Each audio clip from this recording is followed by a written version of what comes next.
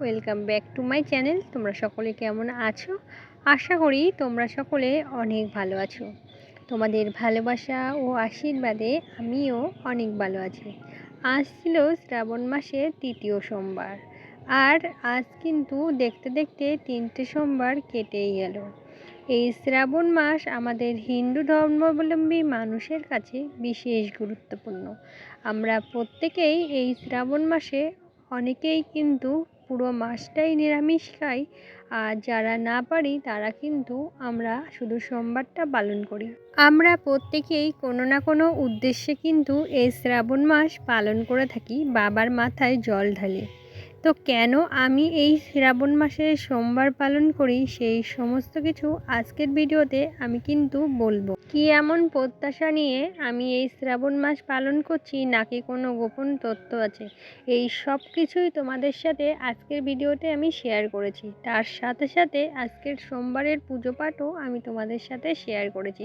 তো ভিডিওটি স্কিপ না করে সম্পূর্ণ ভিডিওটি দেখার অনুরোধ রইল। এখন দেখো, সকালবেলায় স্নান করে সব কিছু কিন্তু কমপ্লিট করে এখন চলে এসেছি ঠাকুর ঘরে। এখন কিন্তু পুজো করতে বসে পড়েছি। আর আজকে যেহেতু আগেই বললাম শ্রাবণ মাসের তৃতীয় সোমবার, আজকে তো মহাদেবের পুজো করতেই হবে।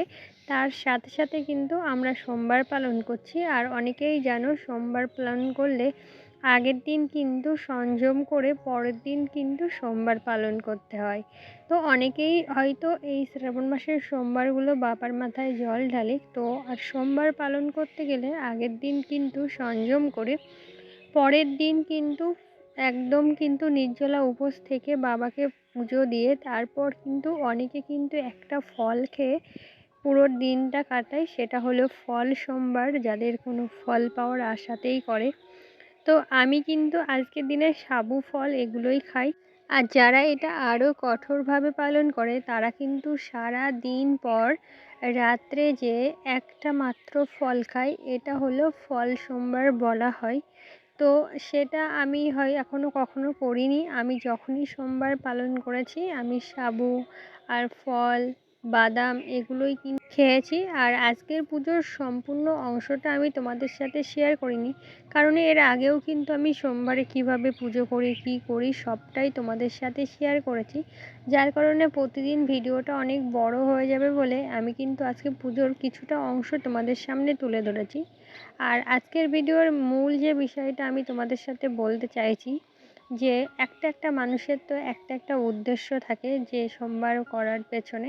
তো আমার সোমবার করার পেছনে আমার কি উদ্দেশ্য আছে, বা কি এমন ঘটেছে, বা হয়তো গোপনীয় কি আছে হয়তো, তো সেইগুলোই তোমাদের সাথে কম বেশি আজকে ভিডিওতে আমি শেয়ার করব।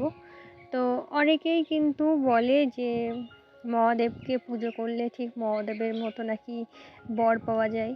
তো আমাকে অনেকেই এইভাবে এই সোর্সে বলে যে এই কারণে কি আমি মহাদেবকে পুজো করি, বা অনেকেই বলে সন্তানের মঙ্গলের জন্য, কেউ সংসারের মঙ্গলের জন্য। এরকম এক একজন কিন্তু এরকম অনেক কিছুই বলে। তো যেহেতু আমি এখনও সংসার করি না, আর আমি অবিবাহিত হওয়া সত্ত্বে কেন আমি বাবাকে পুজো করি, তাহলে আমার কি উদ্দেশ্য, এটা অনেকেই বলে। তো কি উদ্দেশ্যে আমি করি সেটা হলো আমার নিজের যেটা মন থেকে চাই সেটাই আমি তোমাদের সঙ্গে বলি। ছোট থেকেই আমার কিন্তু ঠাকুর দেবতার প্রতি ভীষণ বিশ্বাস।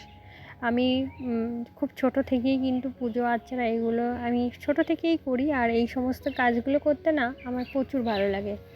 আমি যখন ছোটোবেলায় পড়াশুনো করেছি, পড়াশুনোর সাথে সাথে বাড়ির কাজ বলো বা পুজো পার্বণ মায়ের হাতে হাতে এগুলো কিন্তু করেছি। আর এটার প্রতি একটা আমার ভেতর থেকে একটা আলাদা ভালোবাসা আছে। মানে কিছু লোক দেখানোর জন্য কিছু করব, লোক দেখানোর জন্য উপোস করা, এই জিনিসগুলো আমার একদমই কিন্তু নিজের ব্যক্তিগতভাবে তো পছন্দই না। আর তার থেকেও বড় কথা, আমি যেইটুকুনি করি আমি সেইটুকুনি মন থেকে করি। আমি জানি না আমি সঠিক করি কি ভুল করি, তবে সবসময় চেষ্টা করি যতটা সম্ভব নিখুঁতভাবে করা। তবে প্রত্যেকটা মানুষের মধ্যে খুঁত থাকে, আর সব কাজ আমরা জীবনে নিখুঁতভাবে হয়তো করতে পারি না। যার কারণে হয়তো আমার মধ্যেও অনেক খুঁত আছে, অনেক ভুল ত্রুটি আছে। তবে আমি আমার মনের শান্তির জন্যই কিন্তু ভগবানকে পুজো করি।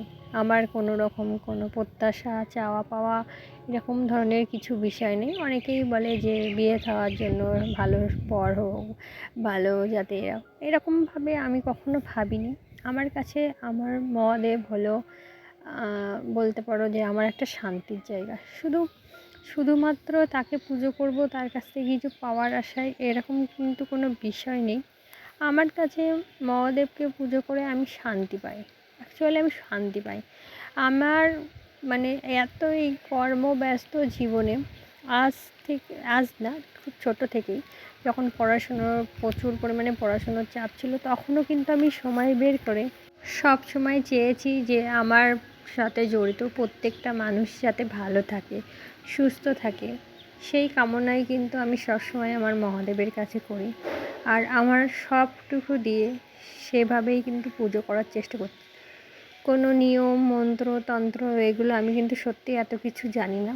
যতটুকুনি জানি, যেভাবে পারি সেভাবেই কিন্তু আমি আমার মহাদেবকে ডাকার চেষ্টা করি। জানি না আমি হয়তো মহাদেবকে সন্তুষ্ট করতে পারি কি না, বা এর পেছনে আমার অন্য কোনো উদ্দেশ্য সত্যিই নেই। আমি একদম মনকে শান্ত রাখার জন্য আমার মনে হয় যে আমরা যদি ঈশ্বরকে প্রার্থনা করি, মানে আমাদের ঈশ্বর যার যে দেবতা, ভগবান, গড, আল্লাহ, যে যাকেই মানে না কেন, সে তাকে যদি ডাকে তার মনকে শান্ত রাখা যায়।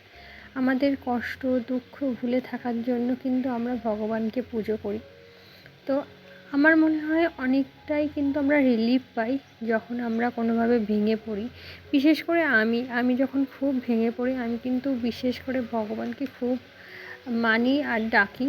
আমি আমার ভগবানের এখানেই কিন্তু সময়টা কাটাই।